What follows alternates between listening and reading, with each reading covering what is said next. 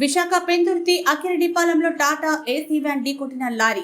Road ప్రమాదంలో అక్కడికక్కడే 3 మృతి, మరో 10 మందికి తీవ్ర గాయాలు. మృతులంతా పశ్చిమ గోదావరి జిల్లా కొవ్వూరుకు చెందిన వారిగా గుర్తించిన పోలీసులు. క్షతగాతులను కేజీహెచ్కు తరలించిన పోలీసులు. కేసు నమోదు చేసి దర్యాప్తు చేస్తున్న పెందుర్తి పోలీసులు.